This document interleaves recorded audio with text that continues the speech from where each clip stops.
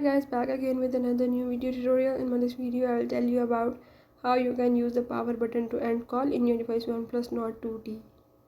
Before starting, if you are new to my channel, don't forget to subscribe it and press the bell icon.